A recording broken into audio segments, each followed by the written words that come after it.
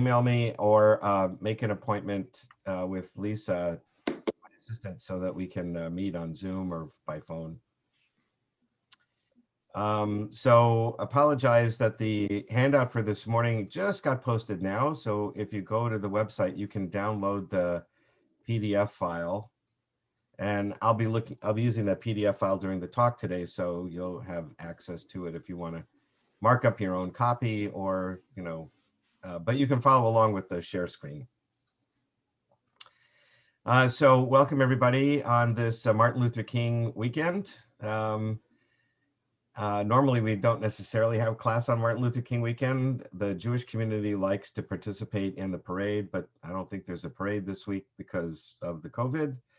So there has been a history of the Jewish community supporting the civil rights movement, at least, not the community, entirely, but a segment of the Jewish community. I think most people supported it, but not necessarily by going to the South and registering voters and so on during the 60s. And for those of you who don't know, there was a famous photo, at least famous in the Jewish world, of Rabbi Abraham Joshua Heschel, who was a professor at the Jewish Theological Seminary where I went to school, marching with Martin Luther King, the March to Selma. And he was up in the front row there with King and a few other leaders. You can't miss him. He's got this big full beard, white beard, and kind of hair that's going all over the place. That was kind of how he was. Much beloved professor at the seminary. Unfortunately, he died relatively early, I think in the early 70s. So of course he was not there when I went to school, but everybody at the seminary reveres him. He wrote a lot of books and was a wonderful teacher, as I understand it. In any case, that wasn't the topic directly of today, but kind of indirectly. Today's topic is about tzedakah, which is giving money to charitable causes, and also doing acts of kindness, which in Hebrew is gemilut chasadim. Gemilut chasadim is doing acts of kindness. So we're going to take a look at the sources here. Let's see if I got to be able to share the screen again. Jennifer will help me out with that. And then we'll be able to share screens, and I'll, whoops, oh shoot. Jennifer, I'm not made a host here, so I can't share screen. She's probably busy letting people into the room. Oh shoot. Hold on 1 second.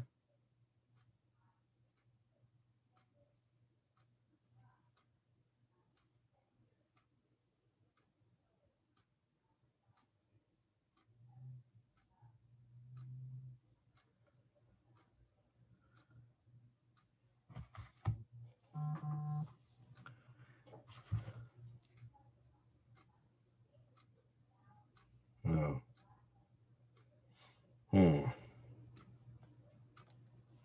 Let's see if I can do it now. Oh, no. Oh, shoot. We'll get this fixed in 1 second.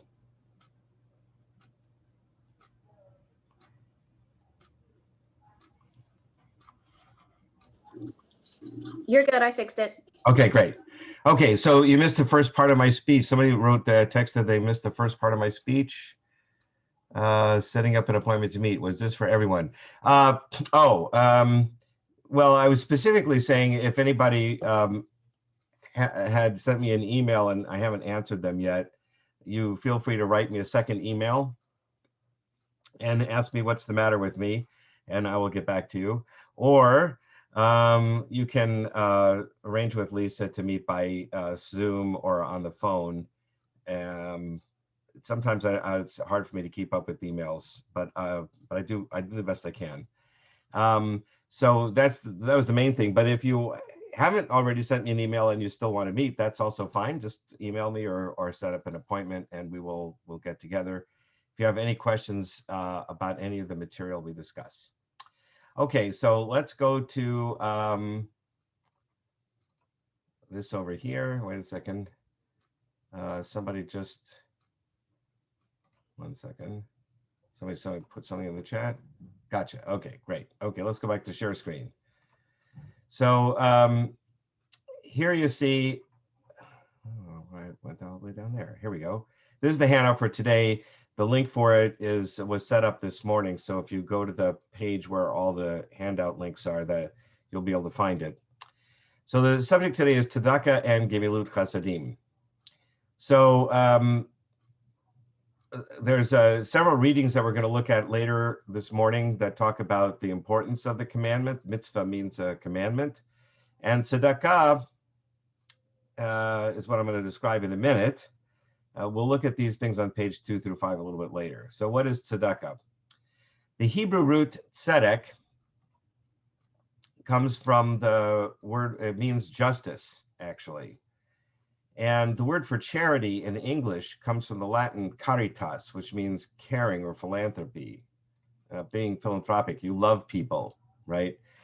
So some people like to say that there's somewhat of a different nuance in how Jews look at giving money to charity.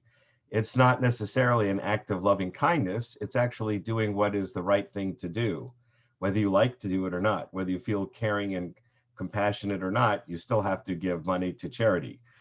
So there is that aspect of it. Tzedakah is something that's considered required, not just an act of kindness.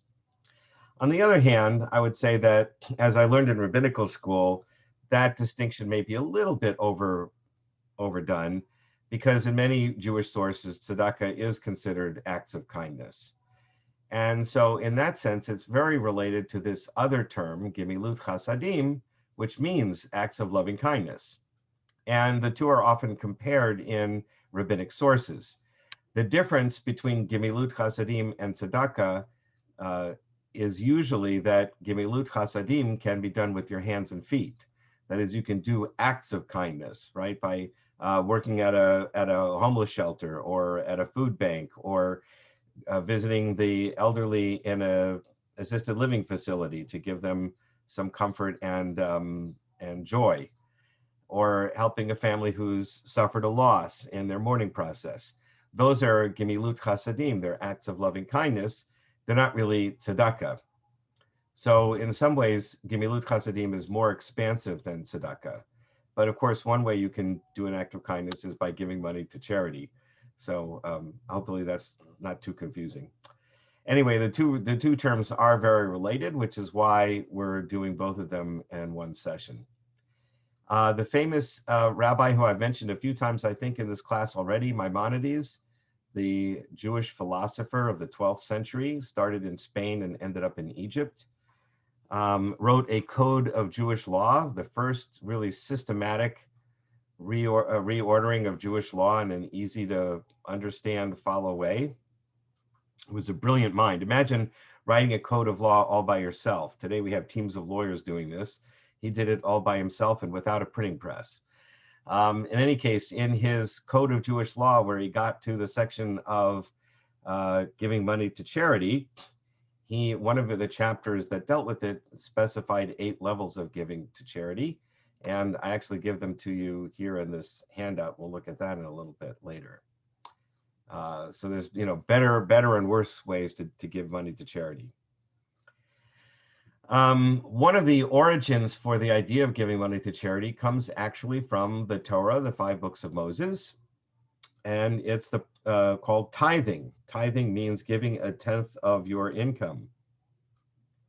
A lot of Jews think that this is a Christian idea because many churches, and the Mormon church in particular, do tithe. They take tithing very seriously. You give 10% of your earnings to the church. But the fact is, the Christians got it from the Bible, from our Bible. And so really it's a Jewish thing. So what is the origin of tithing? Well, tithing is mentioned in a few different sections of the Bible. And here I give you some of the chapters over here. The Levite tithe is mentioned in the book of Numbers, chapter 18. The tithe to Jerusalem is found in Deuteronomy 14.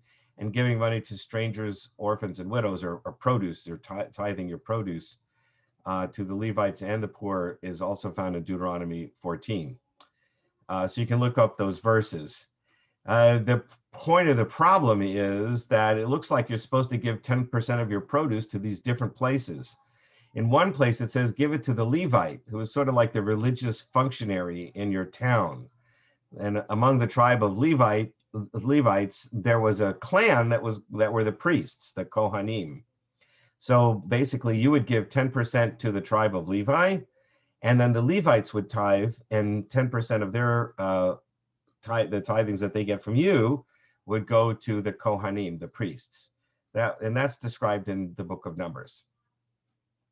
However, in the book of Deuteronomy, it says you're supposed to take 10% of your produce and bring it to Jerusalem on one of the 3 pilgrimage festivals.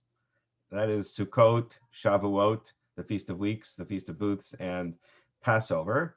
So one of those 3 festivals, you would take 1/10 of your produce, go to Jerusalem to celebrate, use some of the produce to buy an animal as a sacrifice, let's say, and celebrate with God in the temple.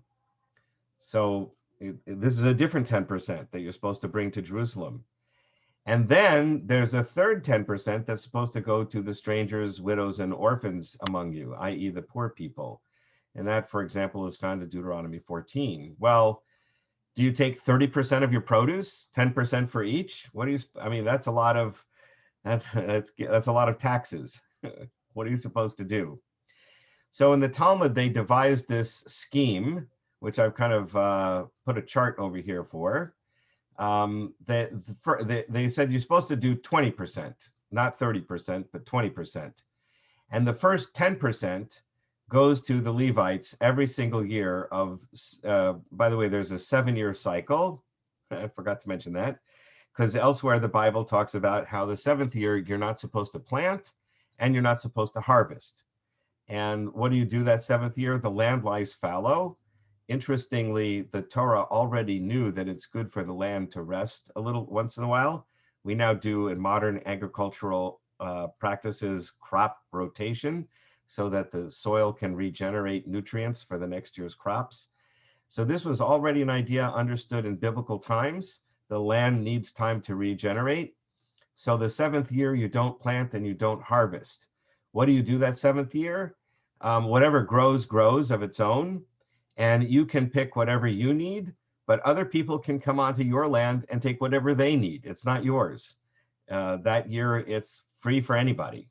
You're not allowed to hoard. And of course, nobody could hoard in those days. They didn't have refrigerators. So you could only take what you needed for the next few days. Then you have to go back and pick some more. So, so that was the sabbatical year. Every 7th year was a sabbatical year. And that created a 7-year cycle for agriculture. So the first tithe then for each of the 6 years went to the Levites. The second 10th depended on what year in the cycle it was. The first and second year and the 4th and 5th year, you were supposed to take it to Jerusalem, as it's found in Deuteronomy. And the 3rd and 6th year, you're supposed to give it to the strangers, orphans, and widows. Now you might ask, boy, that's pretty harsh. What are the poor people supposed to eat the other 4 years if they're not getting a tithe? And the answer is that every year you're supposed to, when you're harvesting, you're supposed to leave fruit and vegetables and grain in the field for the poor people to harvest after you. So when you're harvesting your land, you have to leave the corners of your field, right? Here it's called the edges of your field. If something drops on the ground, you're not supposed to pick it up and put it back in your basket.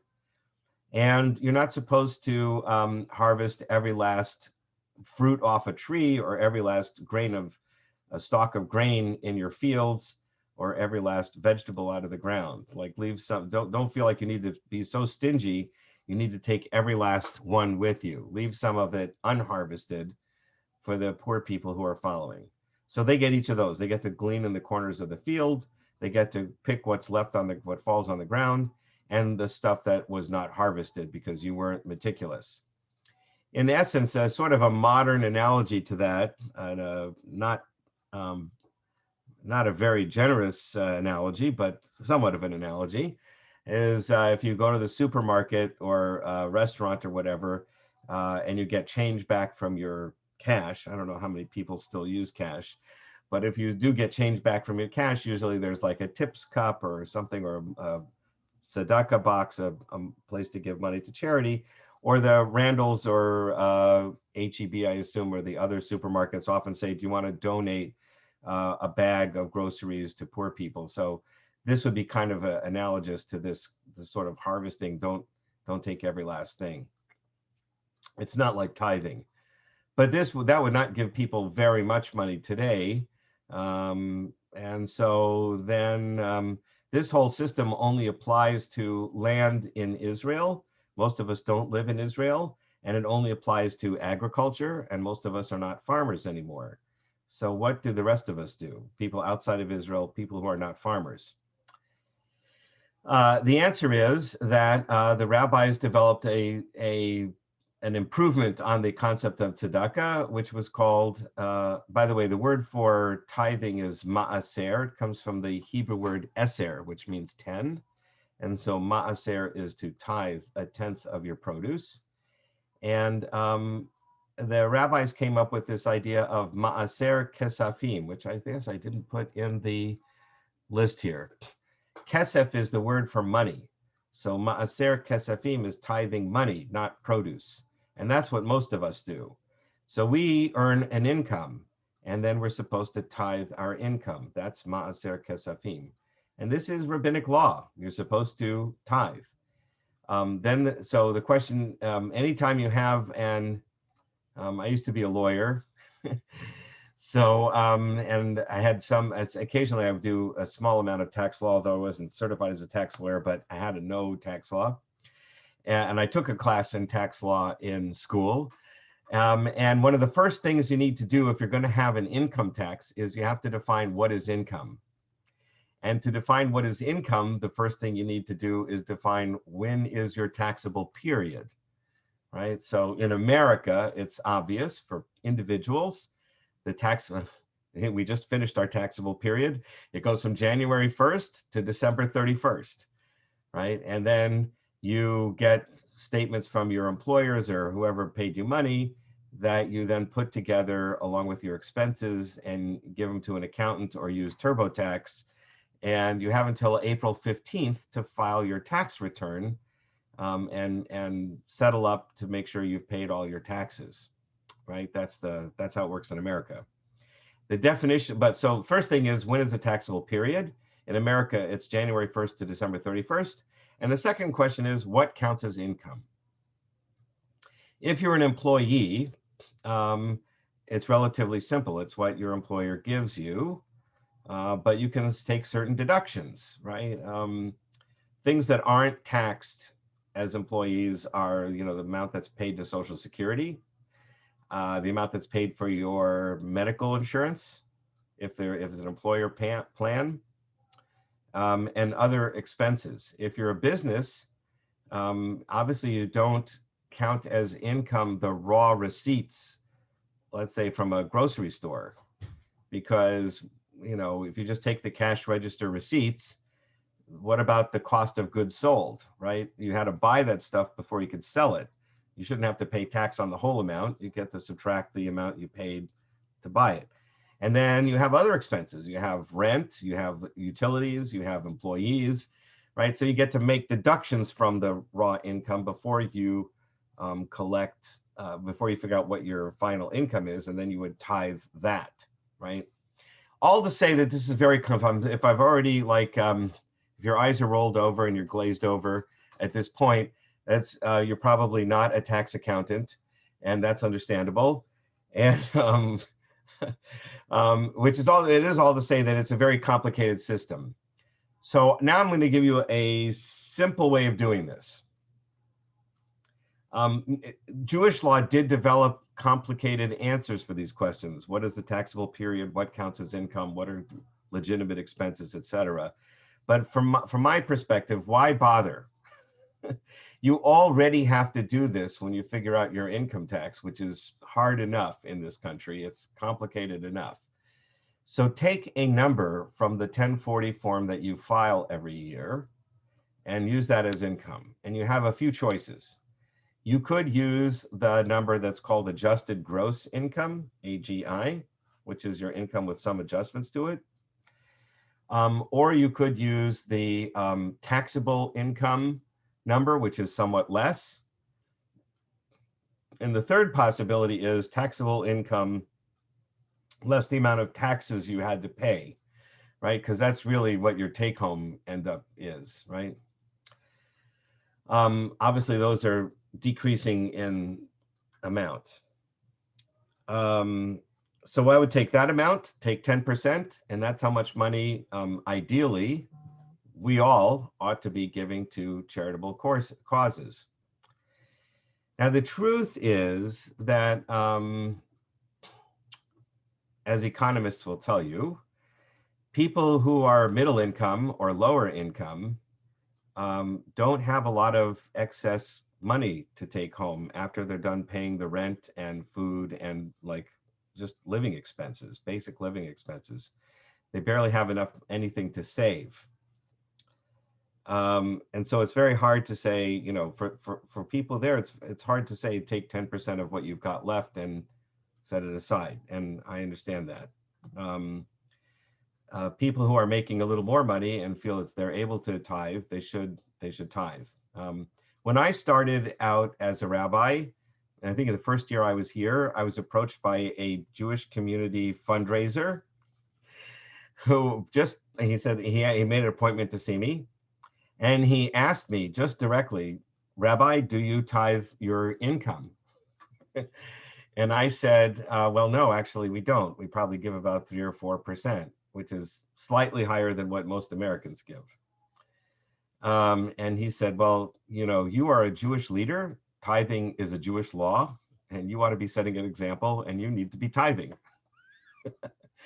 And I said, you know what, you're right. And so I went home and talked to Diane, and we talked it over, and we decided over the next couple of years to increase the amount of money we give to charitable causes to 10%, which we've done for many, many years now.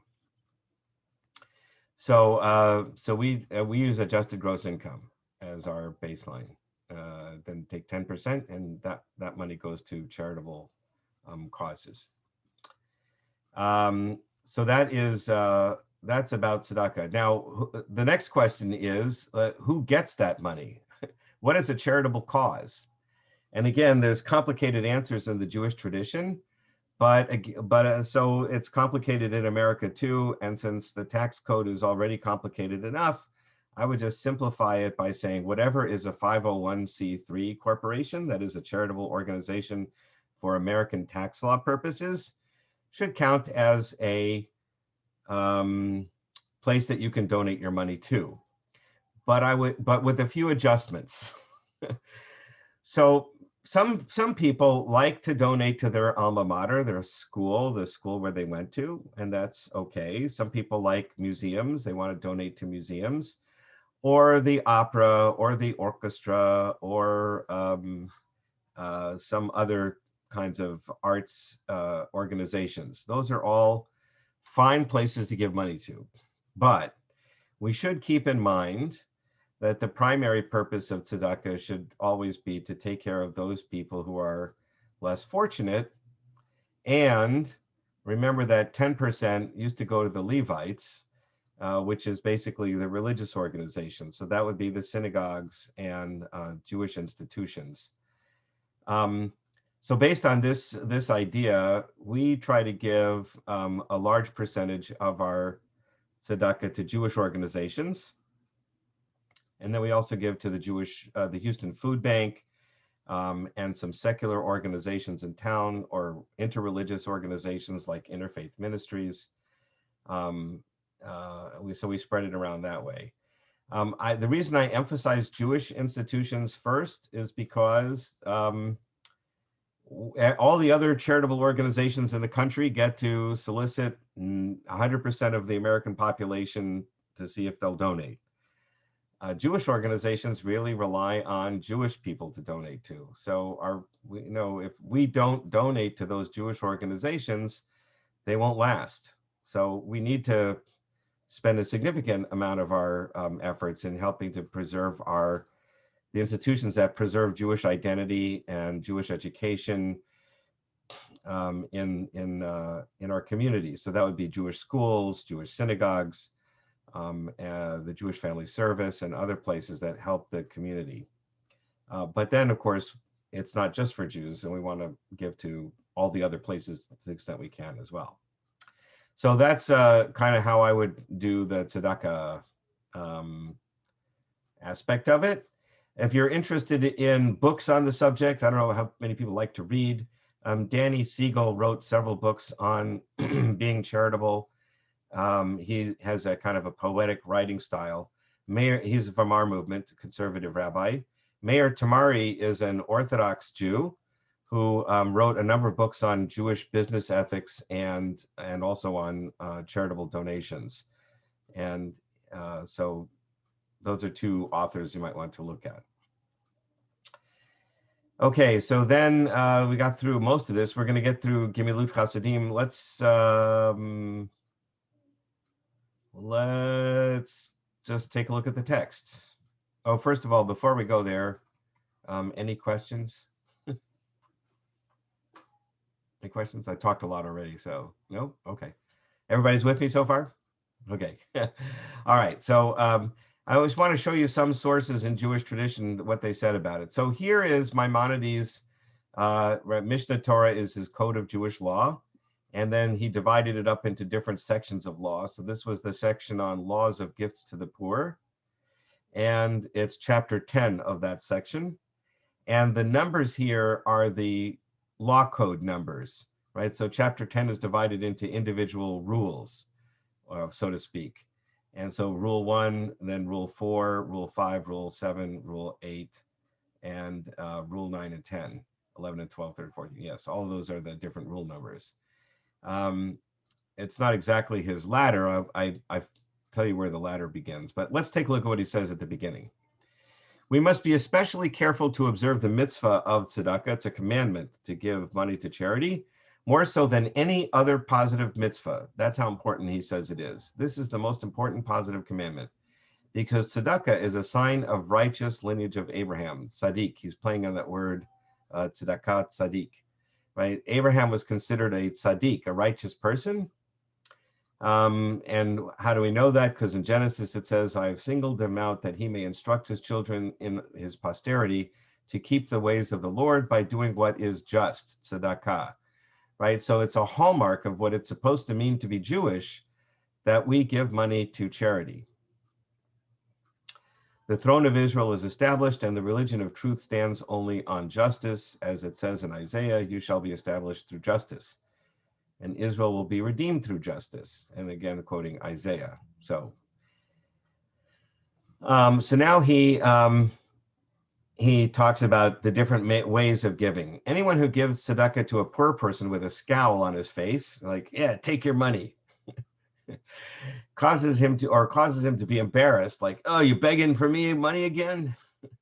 Even if he gave him 1,000 zuz, he has destroyed and lost any merit, right? You should not humiliate somebody in the process of giving them money. Rather, you should give it cheerfully and with happiness and empathy for his plight. As it says in Job, did I not weep for the unfortunate? If a poor person asks you for something and you don't have anything in your possession to give them, you should at least comfort them in words. Right? Don't say, leave me alone. Say, gee, I'm really sorry I don't have any money today, but may God bless you or something, be nice to him. It is forbidden to speak harshly to a poor person or raise your voice, etc. So here's his 8 degrees. There are 8 degrees of charity, one higher than the other. The highest degree, exceeded by none, is that a person who assists a poor person by providing him with a gift or a loan, or by accepting him into a business partnership, or helping him to find employment. In a word, by putting him in a place where he can dispense with other people's aid. This is kind of a long-winded version of something you may have heard before. If you give a man a fish, he can eat for a day. If you teach him to fish, he can live the rest of his life, right? So if you are able to help somebody so that they can then earn their own living, that is the highest degree of charity, because then they get the most dignity and honor for them because they're able to become self-sufficient. That's the best thing. Nobody wants to be on charity their whole life. A step below this is one who gives money to the needy in such a manner that the giver doesn't know whom he's giving it to, and the recipient doesn't know whom he's taking it from. So this would be, this is basically like the food bank. If you give money to the food bank, the individual people who come to pick up the food don't know who contributed to the food bank. And you don't see those people, you don't know who they are, you're just giving them to help them. So neither side knows who gave or who took. That's the second highest rank. The next rank is if you drop money in a charity box. But you have to make sure the person is trustworthy, right? So again, if you're giving to a recognized charitable organization, the government tries to enforce to make sure they're honest. One step lower is that who gives to someone who is poor, someone he knows is poor, but the person who receives it doesn't know who gave it to him. Right? You find out that somebody's in need, you say, go to a third person, say, here, give this money to that person to help him, but don't tell him who gave you the money. And then the next level is when the person knows who got it, and so on. The last degree is one who gives morosely, right? That was what he said at the outset. If you give money and you're mean about it, well, at least you gave money. It's the lowest rung, but you did give the money to the person who needed it. This is Deuteronomy 8. This is one of my most favorite. There's a lot of favorites I have in Deuteronomy. It's a lot of beautiful language. But this is one of my most favorite passages. Moses is talking to the Israelites. They're about to enter the land. They're going to become farmers. The land is rich in milk and honey, so they will be doing quite well as farmers. And pretty soon they'll be living a good life as opposed to slaves in Egypt or wanderers in the wilderness. But then Moses tells them, don't let this wealth go to your head. Take care lest you forget the Lord your God and fail to keep his commandments, his rules, and his laws, which I enjoin upon you. When you have eaten your fill and have fine houses to live in, and your herds and flock have multiplied, and your silver and gold has increased, and everything you own has prospered, beware lest your heart grow haughty, and you forget the Lord your God, who freed you from the land of Egypt, the house of bondage. You know, you were slaves. Don't forget, you were at the bottom of the social heap before you came to this land. Don't ever forget that.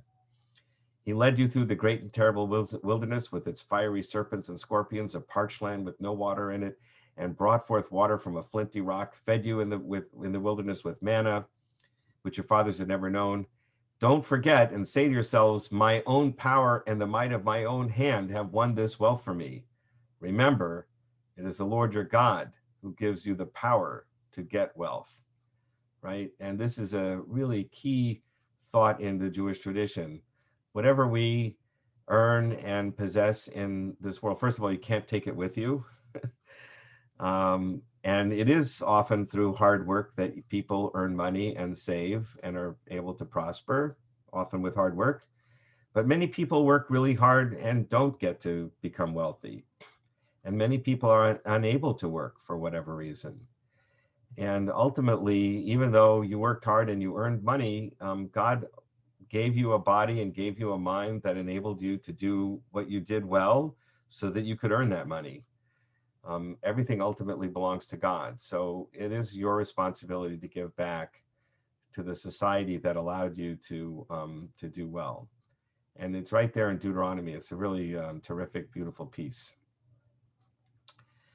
Shimon HaTzadik, Simon the Just, Simon the Righteous, made a statement in Pirkei Avot, which is a collection of maxims we call aphorisms, little expressions of wisdom to live your life by. So Shimon HaTzadik contributed this, which is just, again, I think one of the central features of living a good Jewish life. He said, the Jewish world, I believe, rests on three things. On three things the world stands, I think the Jewish world. On the study of Torah, that is the study of our tradition. You have to know where we came from and how to live a good Jewish life. So you study the Torah and the wisdom from the centuries of interpretation. Worship of God, recognize that there is a creator in the universe who loves us and cares about us and wants us to be good in the world. And then on acts of loving kindness, gemilut chasadim, right? So if you study the Torah and you have a relationship with God, and then you are also kind to others and do acts of kindness for others, those are the three main elements of living a Jewish life. And so that he's put gemilut chasadim in that category. Okay, this is another text over here. Stop for a second. Any questions so far? Nope, everybody's good? Okay. So this next text is so that was Pirkei Avot, was Shimon HaTzadik. This is another text related to that called Avot de Rabbi Natan. So the Talmud, Avot is a section of the Mishnah. Now, the Mishnah was the first code of Jewish law written in in the year 200 by the rabbis. Now, I said Maimonides was the first structured code of Jewish law. The Mishnah attempted to do that already earlier, but it was not as, Maimonides included a lot of the subsequent interpretations later, and his organization is even better than the Mishnah's. So the earliest attempt, though, was the Mishnah, and the Mishnah was then studied and commented on, and that's how we got the Talmud. And so the Talmud includes the commentary on the Mishnah. And Avot de Rabbi Natan is sort of a commentary on the tractate of Avot in the Mishnah. And so that's how I would categorize what this is. It has a lot of the same rabbis, but different statements that the rabbis made. It's structured similarly, and it kind of adds more material to what was given in Avot. So here is a story in Avot de Rabbi Natan that's really important. Rabbi Yochanan ben Zakkai, okay, I need to stop for a second. And I need to tell you who he was. In the year 70, the Jews mounted this revolt against the Romans to become free. And they started it in the year 66. And they fought for 4 years against the Roman Empire. And eventually, unfortunately, they lost. And the Romans were so furious that they had spent all these resources preventing the Jews from revolting, that when they captured the city of Jerusalem, they finally captured it. They just completely destroyed it. They slaughtered thousands and thousands of the citizens there, and they destroyed the temple, and everything was lying in ruins, and it was a devastating blow for the Jewish people. Yochanan ben Zakkai was a rabbi and scholar in Jerusalem during the siege of Jerusalem when the Romans were assaulting it. And so let me tell you a story about him. There were 3 wealthy men of Jerusalem, and they said to the citizens of Jerusalem, let's just wait out the Romans. We have enough food, enough water, and enough oil in our basements. They had these huge basements with big, and we've uncovered them. Archaeologists have uncovered these mansions in Jerusalem. And they did have these large jars filled with oil, grain, wine, water, everything. They said, we have enough food to last us for months, the whole city. We can supply the whole city. They're laying siege to us, trying to prevent us from getting water or food, but we can outlast them because we have enough food and water we don't care. They, on the outside, need to import their food and stuff because they're in the middle of the wilderness. They need to bring it in. It's going to be very expensive for them. We'll just outlast the siege. Don't worry about it. Unfortunately, there were some zealots among the Jewish people in Jerusalem who really wanted the Jews to fight the Romans. And according to the Talmud, they destroyed the storehouses of these 3 wealthy men so that the Jews would be forced to fight the Romans. When they did that, Yochanan ben Zakkai realized that Jerusalem was going to get conquered. We couldn't fight the Romans and win. So he turned to his students and he said, we need to get out of here. Otherwise, we will be killed with everybody else. The zealots were guarding the gates to the city and not letting anybody leave and not letting anybody escape. But the zealots were also religious Jews. and they knew that you can't do a funeral inside the city walls. The body had to be buried outside the city. So Yochanan ben Zakkai pretended to be dead, and his students carried him out of the city, right? So that's how they got past the zealots. Once they were outside of arrow shot of the people inside the city, he jumped off the funeral bier, and according to legend, he ran up to the general of the Roman army, who was Vespasian at the time, and he said, "Emperor, Emperor." And Vespasian turned to, this is legendary, we probably didn't happen quite this way, but it's the way the story's told.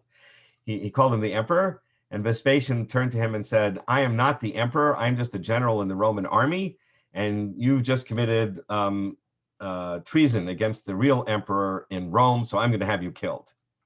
And just then, a messenger from Rome ran up to the general of the army, Vespasian, and said, "The emperor in Rome has been killed, and the Senate just appointed you the new emperor."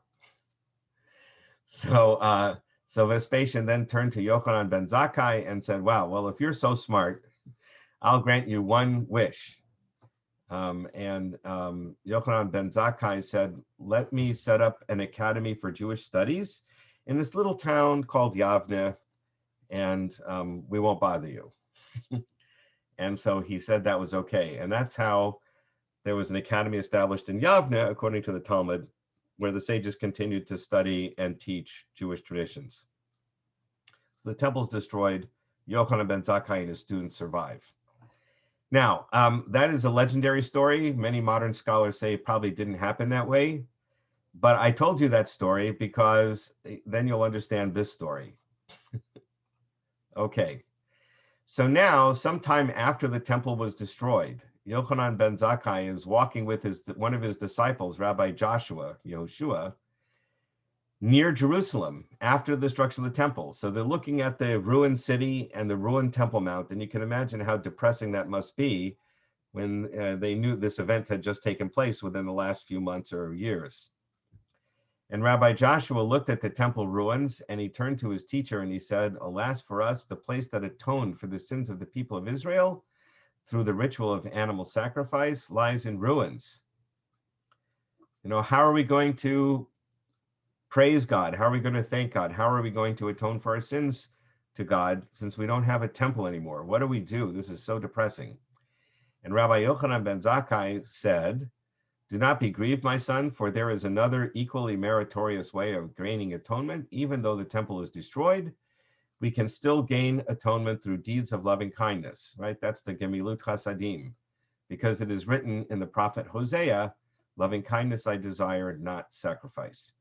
And this is kind of emblematic of what the rabbis did after the temple was destroyed. They had to create a Jewish life that was rich in rituals and values and ethics and teachings, but did not center on the temple anymore. And so what they did was they mined Jewish sources, like the prophet Hosea, for statements that they could use that would explain how we can carry on our religious faith without a temple. And here Hosea said, "Loving kindness I desire, not sacrifice." We don't need the sacrifices. We can do acts of kindness for each other instead.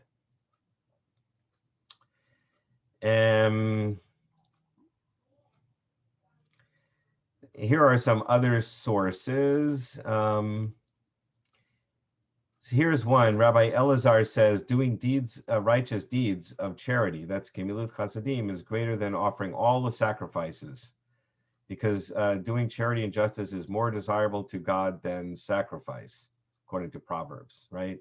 So here again, that's another aspect of that. Deeds of loving kindness, Gemilut Chasadim, are superior to tzedakah, which is translated as charity here, in three respects. Tzedakah can be accomplished only with money. Deeds of loving kindness can be accomplished through personal involvement as well as money. Tzedakah can be given only to the poor. Deeds of loving kindness can be done to both rich and poor, right? And you can comfort the mourners and rejoice with the bride and groom, whether they're rich or poor, and those are all considered acts of kindness. Charity applies only to the living. Deeds of kindness apply to the living and the dead, right? By helping those who mourn their loved ones who they've lost. These are just some different passages about how important acts of charity and kindness are. So does anybody have any questions? Was this helpful at all in exploring the questions? So anyway, so I do recommend trying to tithe, and one of the things one of the recipients of tithing would be your synagogue. Hopefully, if you're staying in Houston, you'll want to belong to Beth Yeshurun. And the way synagogues stay are able to keep the doors open and the lights on and the employees all employed is through donations. And the way synagogues in America have worked traditionally is that you would pay annual dues, which are determined, different synagogues have different formulas for figuring out how much you're supposed to pay in dues. But you pay your dues annually, and for better or worse, for decades, maybe centuries, the synagogues had this system where if you paid your dues, you would get tickets to go to the high holy day services, because that's the services everybody wants to go to. You can come to services 365 days a year, but everybody wants to be there on Rosh Hashanah and Yom Kippur. So that's when the synagogue is overflowing with people, and partly in order to make sure we have seats for everybody, and partly to make sure we're able to keep the lights on. The system was, if you paid your membership, you would get tickets to be able to come to the service. So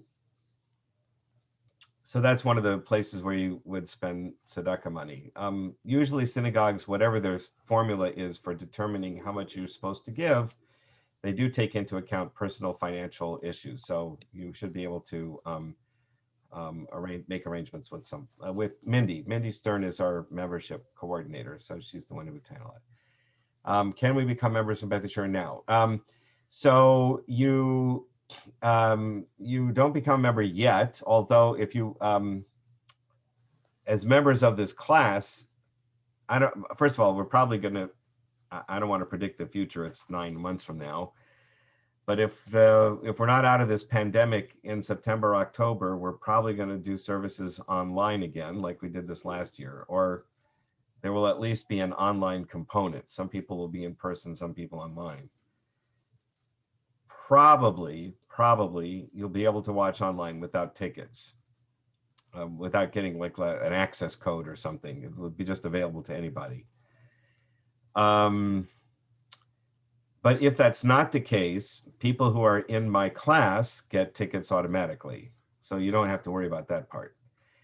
The main thing is just to start participating. And I know this is crazy right now because we can't participate in anything in person right now, but try and participate in, Zoom programs, online programs, and whatever safe outdoor programs we have right now, so that you feel like you're part of the community as much as possible. But you don't have to pay dues until you actually go through the conversion ceremony. So so when that happens, then you can sign up to become a member. You get enrolled, and then Mindy's, you get a free year. First year of membership is free once you convert, and then after that, you work out with Mindy whatever the system is for how much you pay for dues. Are there any other questions about that?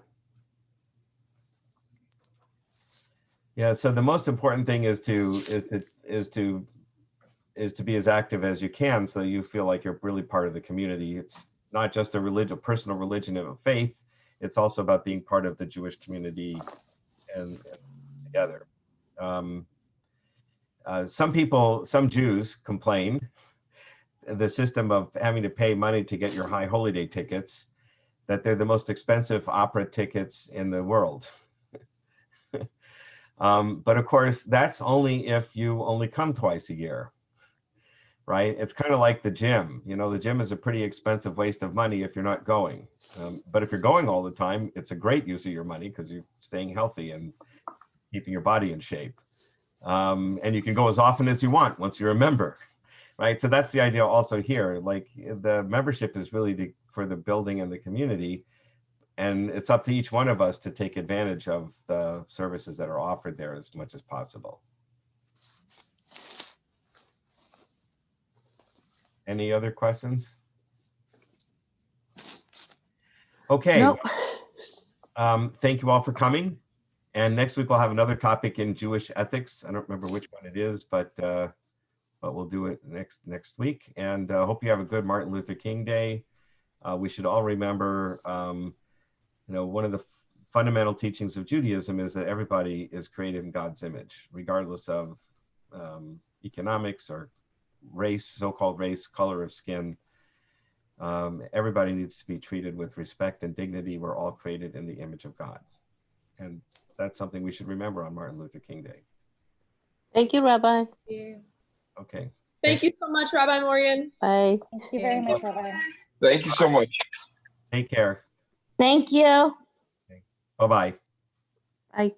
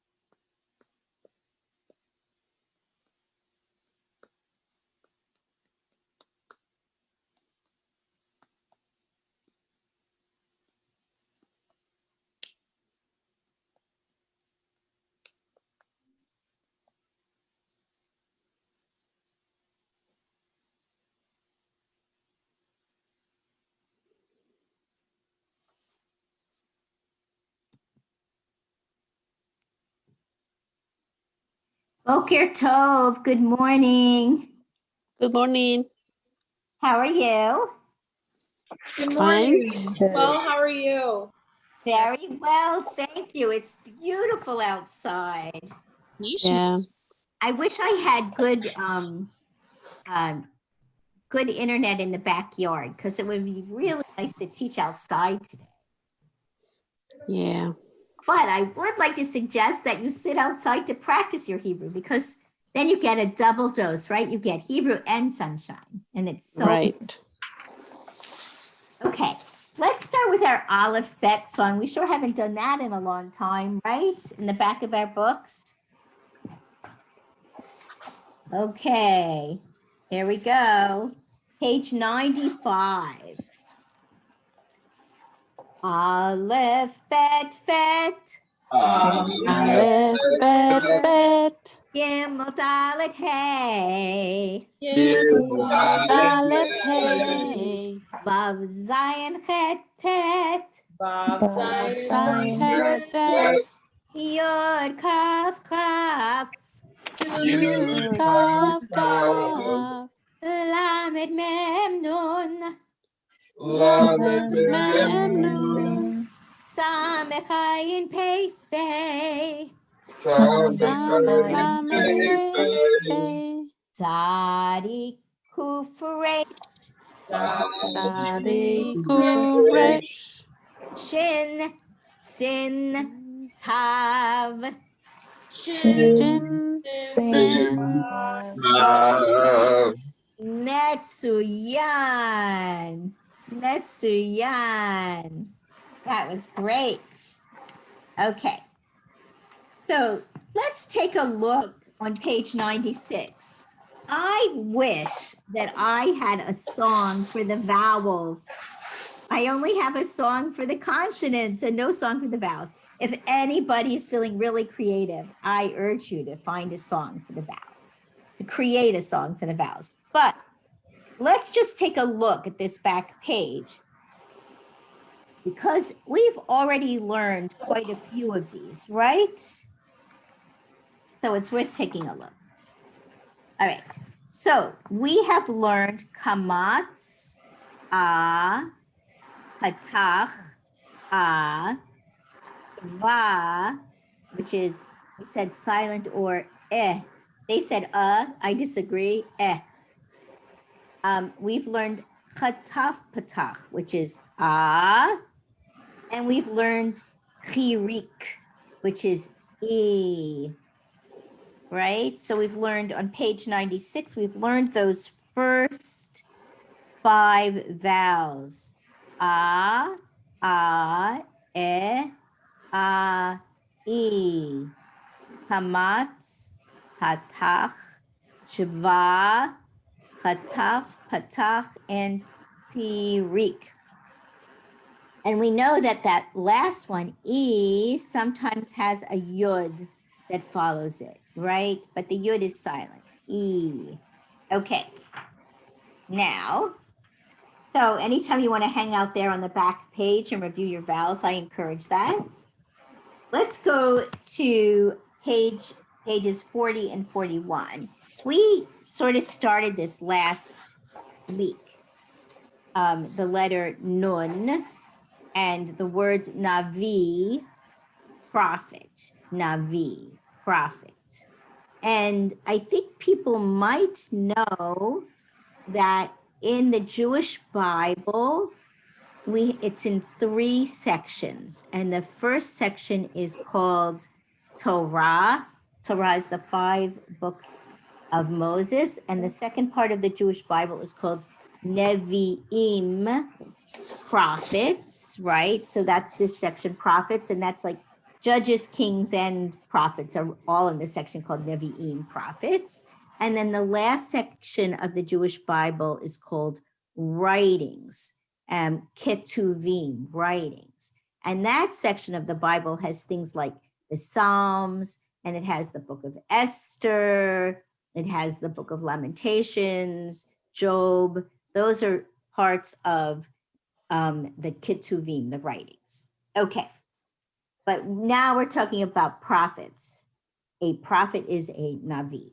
All right. And just to quickly review the consonants, top of page 40, let's just read the names of the consonants together as we see them on the top of page 40. Bet, Tav, Tav, Shin, Mem, Lamed, Kaf, Hey, Resh, Chaf, Vet, Bet, Dalet, Dalet, Aleph, Vav, Kuf, Kuf, Sadi, Sadi, Ayin. Ayin. Now, I'm going to read the first Shabbat. three. You read the next three. I read the next three. Okay, starting with Bet. I'll start. Bet, Tav, Tav, Shin, Mem, Lamed, Kaf, Hey, Resh, Kaf, Bet, Dalet, Aleph, Vav, Kuf, Sadi, Ayin. Metsuyan. Okay, so which two letters on our list of consonants sounds like V? V. Which two letters? Vet and Vav. Vet and Vav. Metsuyan. Okay, and which two letters sounds like K, like in kangaroo? K. Which two letters? Kaf and Kaf, Kuf. Right, Kaf and Kuf. Okay, and which two consonants are silent? Ayin, And Ayin. Right, Ayin and Aleph, right? Ayin and Aleph. All right, and now let's just say the sounds of the vowels under the circles at the bottom. I'll say them all, and then I'll say three and you say three. A, E, E. Okay. A, E. E, yeah. Your turn. E. Can you just do the whole line? I'll do the whole line. You do the whole line. E, E. Now you do it.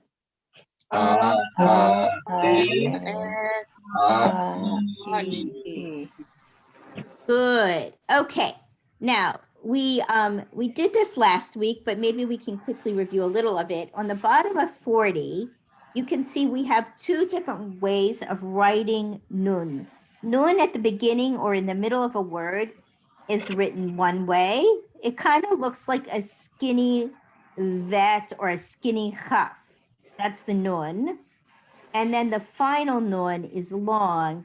It looks kind of like a long version of vav, right? But it goes, if you can see, if you look at line 4, that the final nun, which we also call nun sofit, final nun, goes below the line, right? So it's much longer than a regular consonant.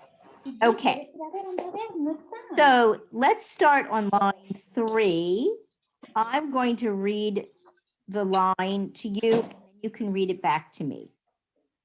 Lan, done. Mean, run. Mean, con. Do you think you can read that line without me? I'm going to give it a try. Line 3. If not, we'll go try something else. Lan, On, Dan, Min, Ran, Min, Han. Metsuyan, woo. Okay, I'm going to read line 4 and then you'll read it to me. Man, neat, tan, san, nan, hin. Can you read it? Man needs tan, san, nan, hin. Good. And I just want to point out, like on the second syllable, where it's a tsadi, nits. that people often confuse Sadi with Aleph, right? Oh, we're on page 40. We're on page 40. Okay, so line 5, let's just look at line 5. Now, the first word, shin, nun, nun, has a shva under the last letter, right? See the shva there? Does anybody remember what the rule is when we have shva at the end of a word? Shina. Somebody said it. Somebody said it. Somebody was right. A Shina. shva at the end of a word is silent. In the next little word, nun, vet, yud, the shva is at the beginning of a word. What happens when shva is at the beginning of a word? You pronounce it. Yes, you pronounce it, right. At the end of a word, it's silent. At the beginning, you pronounce it. If you have two shvas in the middle of a word, you pronounce the second one. Two Nevi. shvas in the middle of a word, you pronounce the second one. Nevi. Okay, anyway, I'm going to read line 5, and then you can read it back to me. Feel free to scribble little notes if you need them to help you. Shinan, Nevi, Havin, Ilah. I'm going to read it again. Shinan, Nevi, Havin, Ilah. Do you want to try reading it for me now? Go ahead. Shina. Nevi.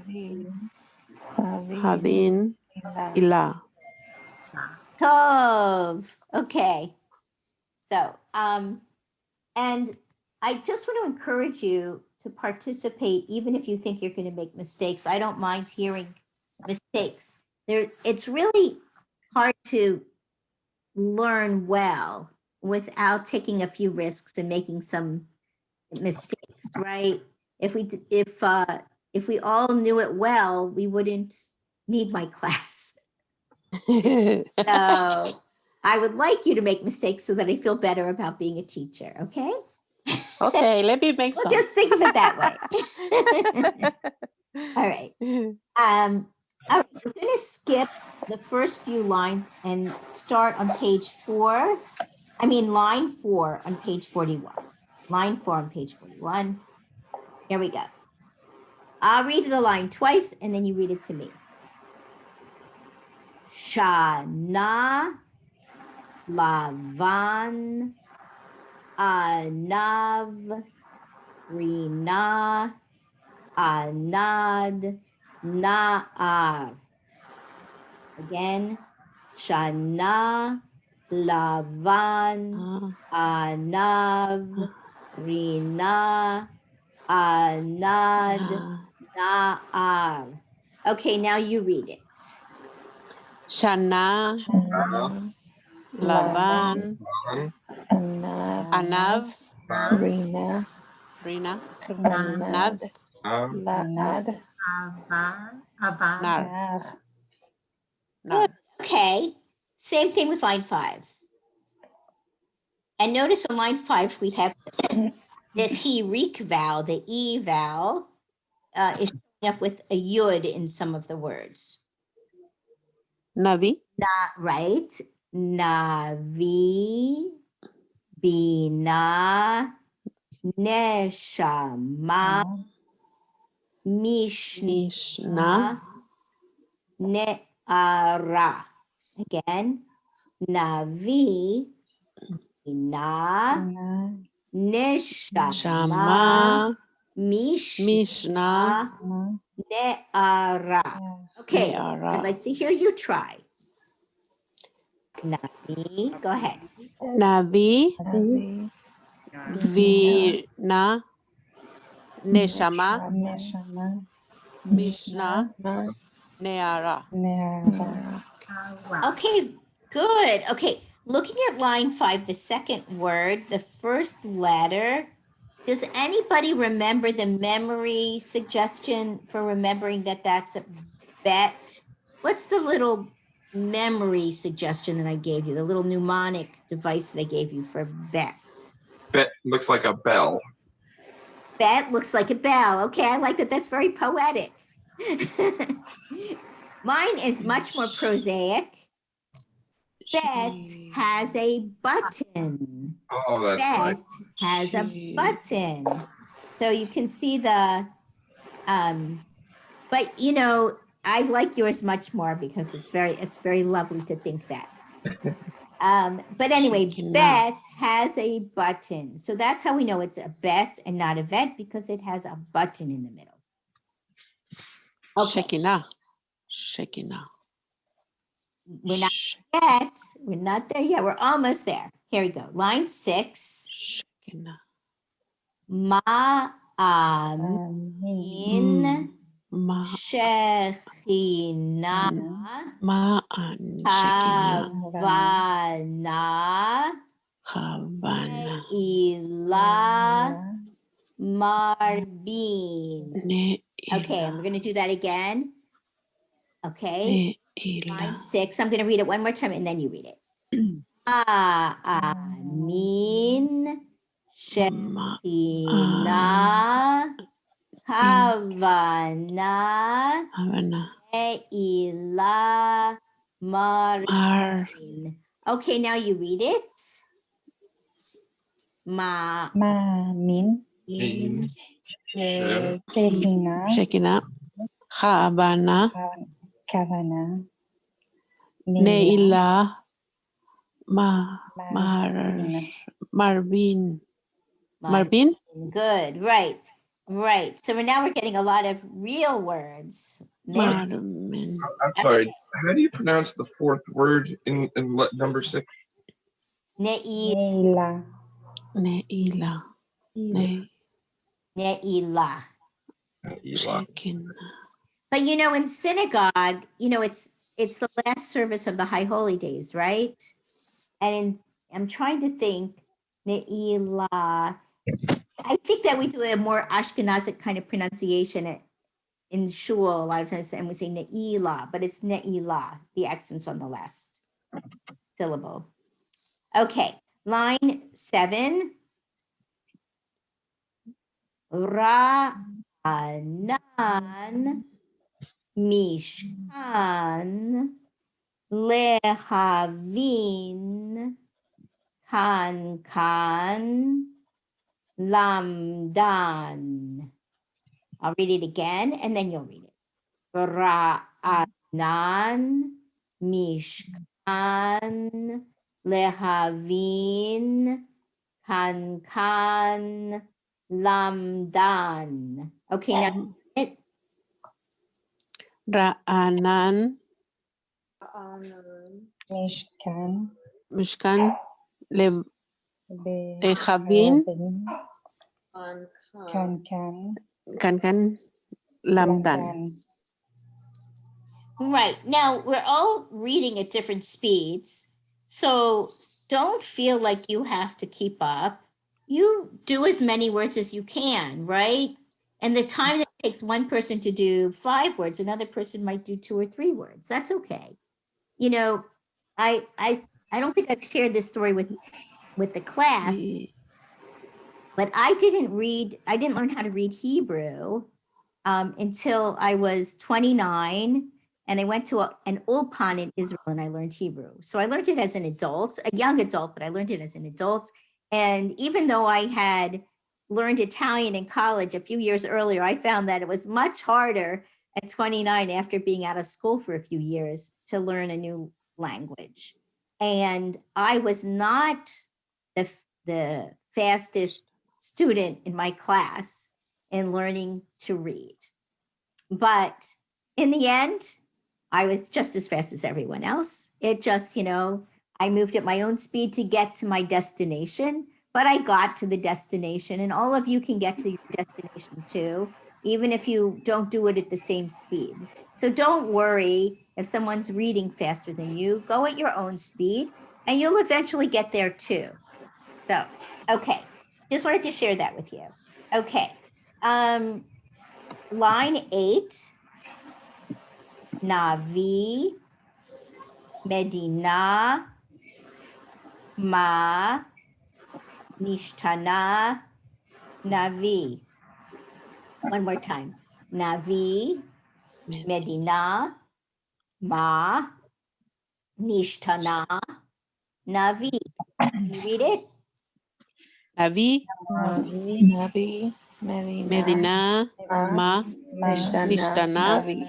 Nabi. Nish, Kana, Navi. Metsuyan. Metsuyan, by the way, means excellent. Metsuyan. There's also another thing that you can say when somebody does really well. You can say, Yafe me'od. Very lovely. Yafe me'od. So, okay. Fenavod. Yafe me'od. Yafe me'od. Jafe Okay. meod. So can people find the word Navi on the page? I bet you can. Navi. Yes, Navi. I see it on line 5. And then on line 8. I see it twice on line 8. Were there any other places? And they're kind of assuming that people know the 4 questions. You know, on Passover, when we have our Seder on Passover, the youngest child asks, what is different tonight from all other nights? And that begins with the word, Ma nishtana halayla hazeh. Ma nishtana means what is different? What's different tonight? Ma nishtana. Can you find the words ma nishtana on line 8? Yep. There you go. Okay. Page 42. Put a kav under the name of a character in the Purim story. I don't think that's fair. I'm not sure how much people know of the Purim story here. Okay. Okay. I will simply tell you on line 1. I'm just going to kind of give away a little bit. On line 1 on page 42, I won't tell you which word on the line it is, but the word for a noisemaker, on Purim, we use a noisemaker. How many people know that custom of using a noisemaker? So in Yiddish, that noisemaker that we use every time we hear Haman's name, right? Haman in English, Haman is the bad guy in the Purim story, Haman. We use a noisemaker to drown out his name, right? And in Yiddish, it's called a grager. And in Hebrew, it's called a rashan. Ra'ash means noise. And rashan is a noise maker. Okay, so I'm going to ask you on line 1 to circle the word ra'ashan. On line 1 on page 42, ra'ashan. And what did we say ra'ashan means? Noisemaker. A noisemaker. Okay, so I will read line 1 twice, and then you can read it with me. Avda sabar lehavin seira ra'ashan. Avda sabar lehavin seira ra'ashan. Can you read it with me now? Avda sabar lehavin seira ra'ashan. Okay, so on line 2, can you find the name of the bad guy who I just mentioned in the story of Purim? The bad guy. What's the first word? Haman. Oh, you gave it away. You shouldn't. But no, that's it right there. Number 2. The first letter is Yes, Haman. but, yes, but I wanted everybody to find it for themselves. Oh, okay. Sorry. I keep quiet. I know it was a very easy question for you, but I just wanted No, a chance to look. sorry. No, I don't know too much Hebrew. I just saw the word right there. yeah, that's good. Ein baya, no problem. Ein baya. Okay. No problem. Imbaya. Okay. I'm gonna say a lot of Imbaya. Sorry. Imbaya. Ein baya. Yeah, that's a good expression. Okay, line 2, Haman, right, is Haman. Haman. So I'll read line 2 twice and then you read it with me. Haman, Haman. Abda, Abda. Lamad, Kara. Lamad. Easy. We have a lot of don't we? I'll do it again. Lamad.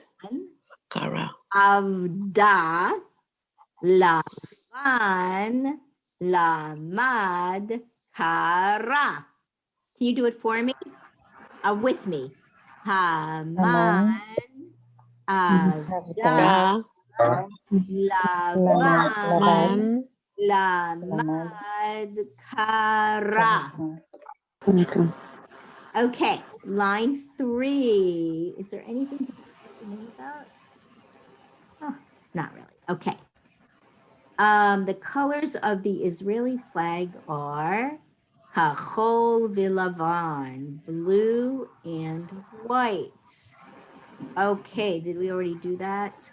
Okay, on line 2, can you find the word for white?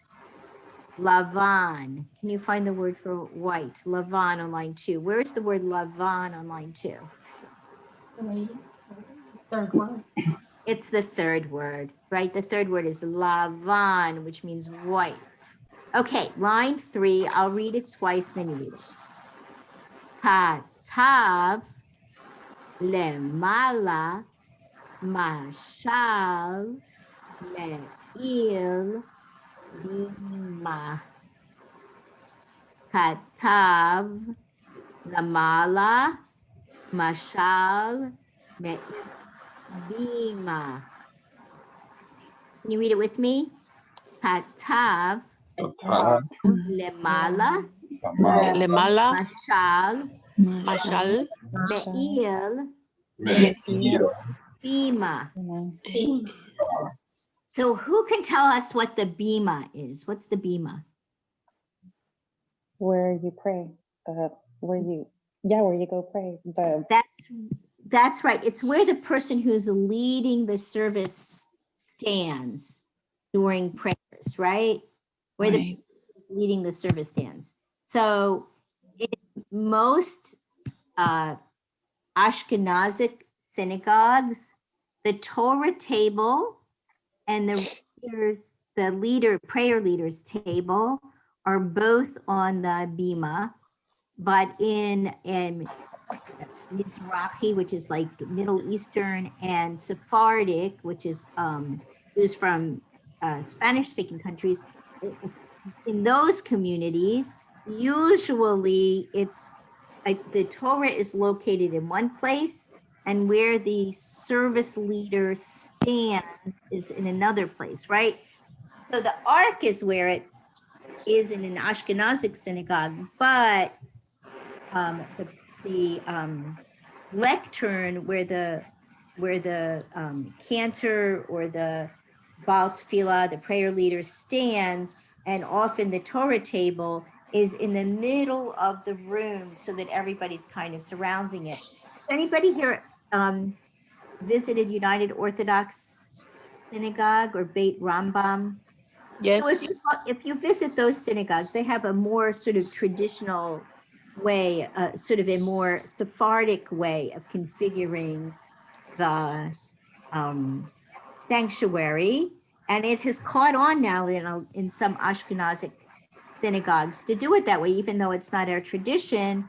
And the reason is because there's this idea that prayer shouldn't be frontal, right? So if the person leading prayers is right in the middle of the congregation, the person reading the Torah is right in the middle of the congregation, it's a different experience and people feel closer to it than when it's on the bima. So anyway, so times are changing for Ashkenazic congregations. All right, on page 42, down here, I don't know how they expect you to know this, but let's try. Most of these are our vocabulary words. Okay. So number 1 at the bottom of 42, what is a Navi? What did we say a Navi was? Prophet. A prophet. Prophet. Number 2, Shabbat. What's Shabbat? Okay, Shabbat is Shabbat. All right, Shabbat is Shabbat. Okay, Tzedakah, or as Ashkenazi Jews say, tzedakah. What is tzedakah or tzedakah? What is that? Justice. Justice, right. It really means justice. A lot of times when it's translated into English for general Charity. say charity, but that's not really the meaning. Charity is not a good translation. Let's say it's more about, now we use the term economic justice, right? We're starting to use that terminology. That's kind of what it is, right? You give tzedakah to make the world a more fair place. So, okay, number 4, kala. What is a kala? Right. Good, Upright. good. And what is it? Shamash? Helper. Helper, right? Havdalah, what is Havdalah? Separation. Separation, and what ceremony is called Havdalah? The one at the end of Shabbos. That's right, good for you. Mitsuyan. Yafeh me'od. It's the Shabbat.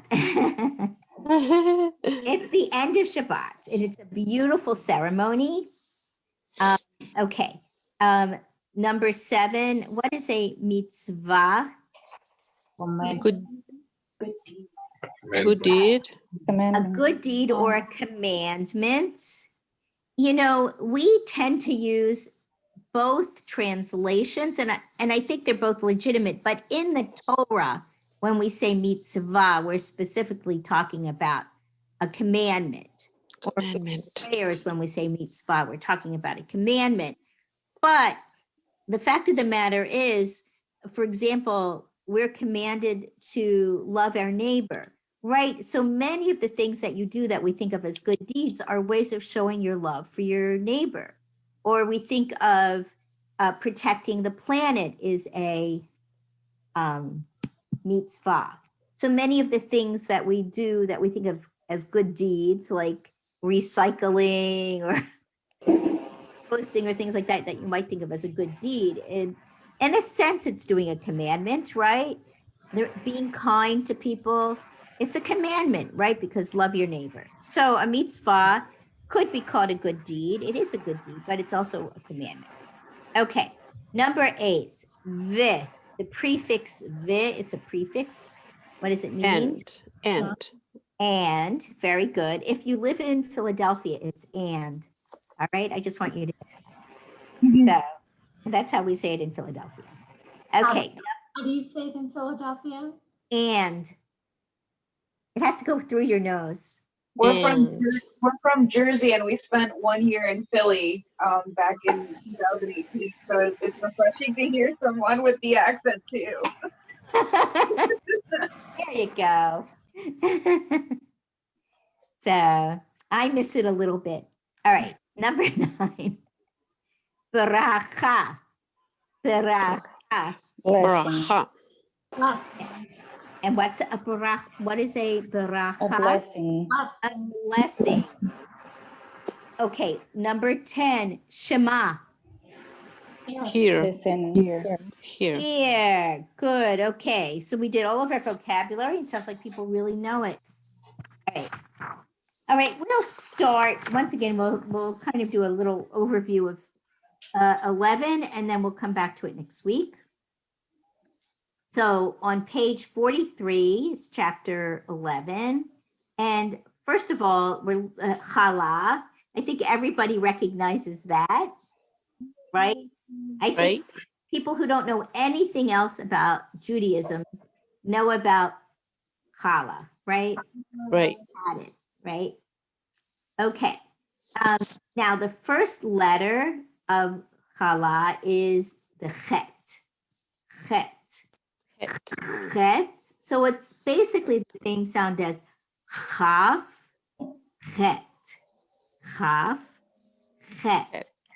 Now, there are Israelis who make a distinction, Israelis from Middle Eastern countries make a distinction in sounds between chaf and the chet, but I have to honestly tell you that my ear is not finely tuned enough to hear the difference.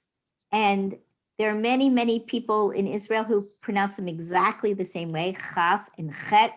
I've never been corrected by any Israelis or teachers for pronouncing them the same way. But if you go to Israel and you have a really good ear, you might be able to hear the difference with Mizrahi, from Israelis from Middle Eastern countries, that they pronounce them a little, those two letters a little differently. So with chet, can you tell me what letters look a little bit like chet? What letters in the alphabet that we see here look a little bit like the chet? In Hey and Tav. Hey and Tav. Yes, those would be my candidates too. Those are the two letters that you are most likely to confuse with chet. Now, I have some terrible, corny mnemonic devices, but Tav has a toe. You can see Tav has a toe. And Hey has a hole, right? They're referring to the little gap in the side, right? It obviously has a big space at the bottom too. But that's how you can tell the difference between chet and Tav is Tav has a toe. And between chet and hey has a hole. Okay. I don't know if that helps or not, but I'm putting it out there. Okay. So we reviewed our alphabet earlier. So let's just jump right down to the reading at the bottom of 43, line 1. And let's first just say the vowel sounds that we see on line 1. But before I do it, would anybody like to volunteer to read the vowel sounds on line 1 for us? A, E. Oh. Oh, sorry. You got it. Okay, Renat, you can do it. Go ahead. Me? Or? Yeah, go ahead. Okay. A, E, A. Okay, so the second vowel from the end, where you have the horizontal line with the shva in front of it, when you have a vowel with a shva in front of it, you can ignore the shva and just say the sound of the vowel. So we know that horizontal line is ah, and we can ignore the shva and we'll just pronounce it ah. So ah, e, ah. E. Okay, so I'm going to read the line and then I'd like everybody to read it back to me. Cha, chi, cha, chet. Can you read it? Ha, he. Okay, and I'd like to review how I teach making the sounds. If you know the composer Bach, well, you said already, right? But if you form a K, K is kind of the back part of your tongue, not the very back, but kind of the back third of your tongue against the roof of your mouth. K. Can you feel where it touches the roof of your mouth? K. A. And then you just loosen up that position just enough to fit a little air through it. So instead of K, you're going to have your tongue almost touching the roof of your mouth, like a 1/16 of an inch opening, and you can force the air through it. K, K, Hey. K. Can you feel that? Okay. Try it at home in private if you're embarrassed to do it in front of us. Okay. Line 2. Now we have chaf and we have chet. I'll read it and then you can read. Cha, cha, chi, chi, cha, cha. And you can read it.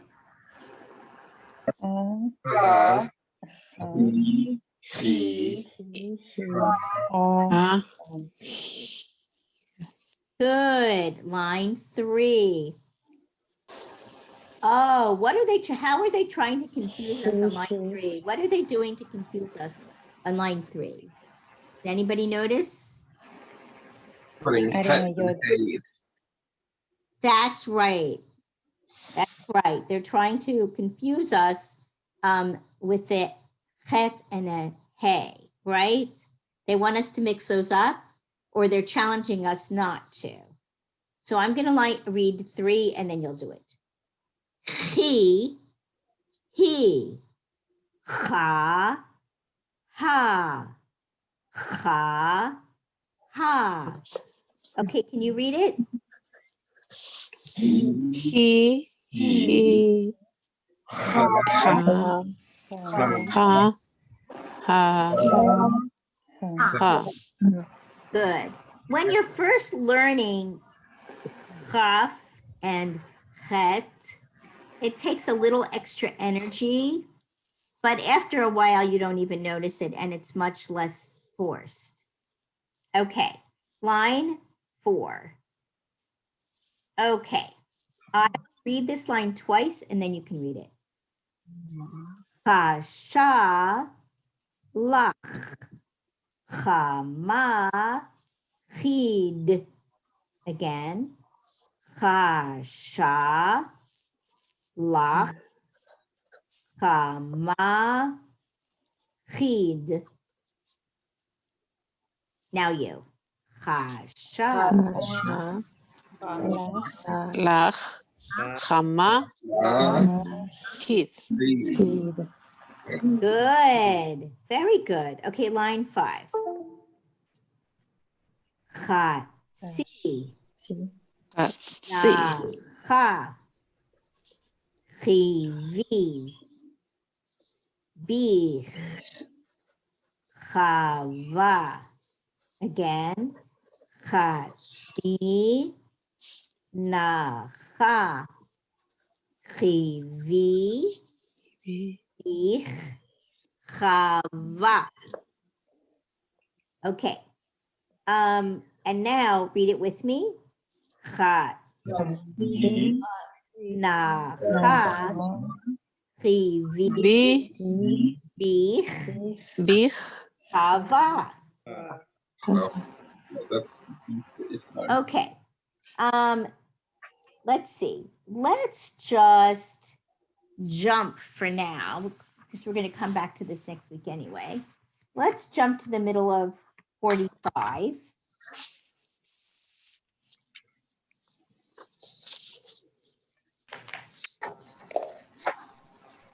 Because this is a good exercise to do. Okay, so on the top line, we have a line connecting, a kav is a line. We have a kav connecting the chet, which says here cha, to the chaf on the bottom line that says cha. So we have cha on the top line and cha on the bottom line. Okay, the next letter, it says T, tav, and then E with a yud on the top line. So you want to match that with something on the bottom line that sounds the same. I'm just going to ask you to take a minute and try to complete this exercise. try to match the letters on the top line with the letters on the bottom line. Right? You're going by how they sound, that they should sound the same.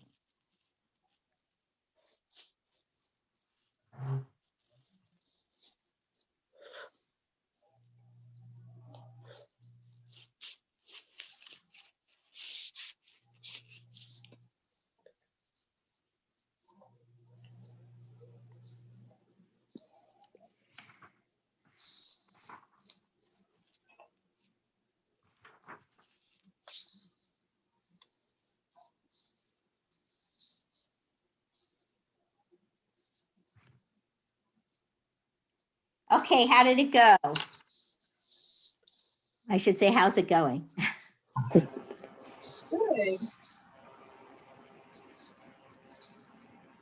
Okay. So where is the matching syllable to T on the top line? On the second line, where does it fall? T is the first letter, first word. T is the first syllable. That's right. T and T. All right. For the third one, ke on the top line, where does that fall on the bottom line? Second one, kuf, right? Ke. Okay, the third one, V on the top line. Where do we find that on the bottom line? The last one. Right, with a vav, V. And then ah with an ayin on the top line. What do we have on the bottom line? Next to us. Right, ah with an aleph. Ah with an aleph. Okay. I would like to suggest for practice. Did I leave any out? I think we did all of them, right? Okay. Yeah. I would like to suggest for practice, taking maybe a couple of the lines on page 44 and practice just saying the names of the letters. So like for mincha, I might say mem, nun, chet, hey. And then for chamisha, chet, mem, yud, shin, hey. To get practice with the letter recognition, I think for most readers, it really is very useful to associate the sound of the letter and the name of the letter. Unless you think that's going to throw you off and you're just purely visual, remembering the appearance of a letter and what it sounds like, I think it's good practice to spell the words out. And if you really want to get fancy, then you can use the vowel sounds too, and you could do mem, pirik, nun, shava, chet, hamas, hey. And you could work on learning the names of the vowels, which are on the very back of the book that we looked at it this morning. So that's just a suggestion. I think that would be really good for you. If you did that this week and you wanted to share your progress with the class, please remind me and I'd love to have you demonstrate what you've done. So, but it's just a suggestion, you don't have to. Anyway, I think that'll be all for today. And next week, we'll start again on page, we'll pick up on page 44. I don't think there's any need to go back to 43, is there? No. If anybody wants to go over an assignment privately and they want to make an appointment, I just want to remind you that you can text me. Let me write my phone number here again. 713-569-4650. If you prepare some text and you want to read it to me, I'd be happy to go over it with you. Or if you do, if you want to transliterate a few lines and you want to go over it with me, I'd be happy to.